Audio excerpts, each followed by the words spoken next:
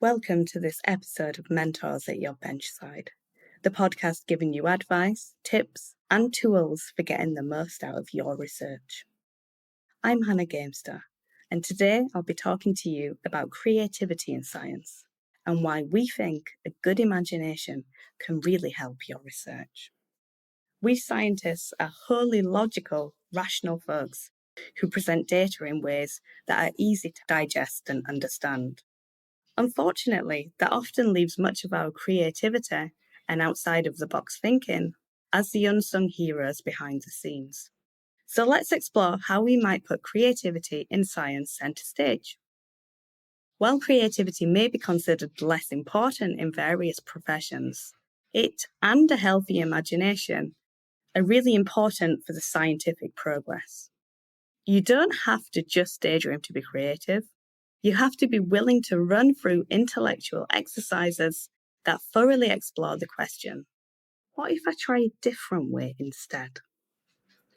Developing your creativity can help you find new solutions to current problems that may be impeding your scientific progress. So, how can imagination boost your research? And how do you spark and develop a great imagination? Everyone imagines differently. Imagination is a process which isn't often taught or handed down, but it's developed through trial and error, experience, practice, and patience. When presented with a new project, equipment, or someone else's idea, my brainstorming generally falls into three categories. I begin with a broad scope of what is possible, and then I narrow it down to a focused way forward. The first question I tend to consider are, what are my possibilities? This step is my big picture category. Let's visualize how we want to go about collecting data. Do we want to try and incorporate new technologies?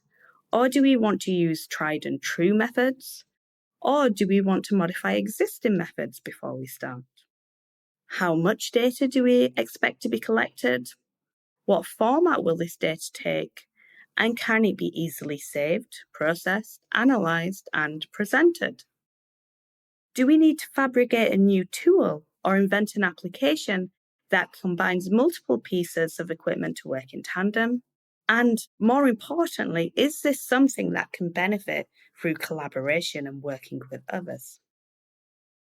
Lots of open-ended questions like this lead to even more open-ended answers. This step is where I look to see what additional knowledge and skills I need before sketching out all details of the experiment. This step is where I also start to think about standardization. So I'm not reinventing the wheel in the future.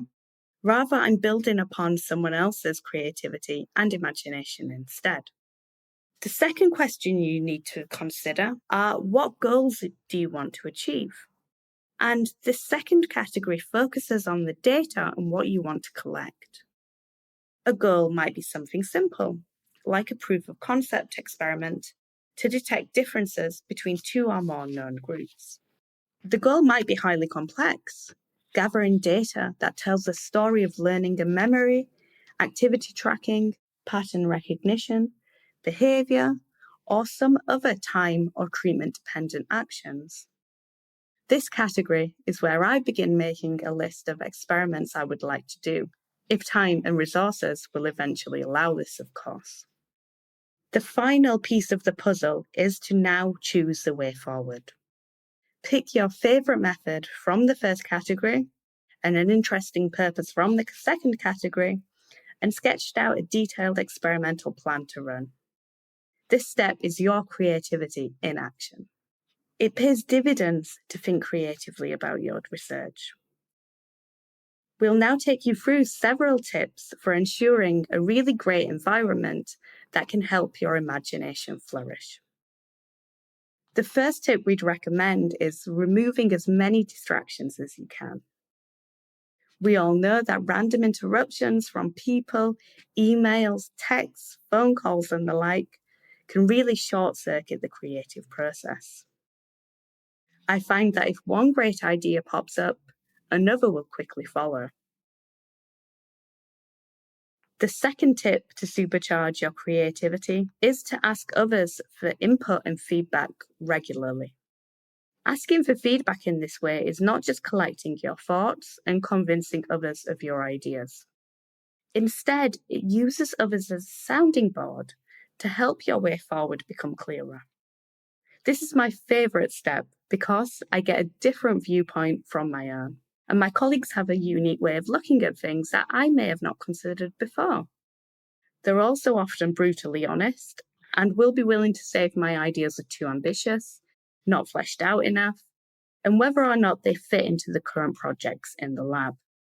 There's always more than one way to solve a problem, and the more varied input you have on the matter, the more unique your solution is likely to be in the end. The third tip to supercharge your creativity is remembering not to take that feedback so personally. Every idea is malleable until you begin collecting the actual data.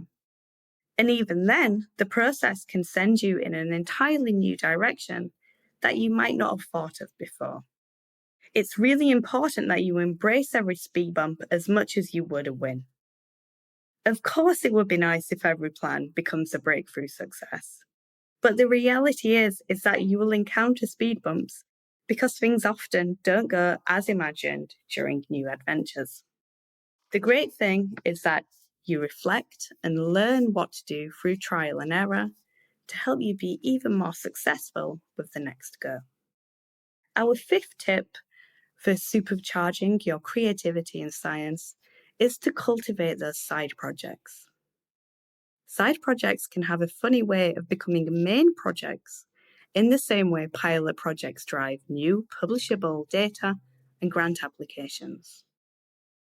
Random curiosities drive just to see if I could experiment, and smaller scale things like hand-forged tools, custom data analysis, and applications drive everyday innovation and efficiency in your work. Our sixth tip for supercharging your creativity in science is to broaden your interests. Take time to let your mind play. Before the conscious and subconscious, the mind can naturally bridge through various abstract concepts into that eureka moment. And stretch your mental muscles through games, hobbies, and extracurricular activities that might be completely unrelated to science. Our seventh tip for nurturing your creativity in science is to diversify your connections, as change can't happen if all the people in your circle see the same way. You're guaranteed faster results and faster forward progress when you have a great group of folks diverse in ideas and educational backgrounds. Our final tip to boost your research and your creativity is to take time to rest. A scientist's mind is always active, making it even more essential to incorporate idle time into your day. Idle time can take many forms: sleep, meditation, a trip away on vacation, or simply going home to do things completely unrelated to your bench work. When I hit a roadblock, it's time to get up and take a quick walkabout to let my mind rest. And in many cases, just that is enough to start again fresh. Remarkable things can happen when you give yourself space and time to think. Take the initiative to create more flexibility in your lab, where everyone can creatively explore the open-ended question of why. The payoffs will make your science more engaging, more efficient, and even more interesting, to the point that you'll see the creative process behind the data on the same level as the outcome itself. You might even capture pretty pictures to share with the world. Think of all the places your imagination can take your research today. So that's it for our thoughts on creativity in science. Check out the episode description for links to related articles and resources. And don't forget to subscribe to the podcast to get more help and advice from mentors at your Benchside.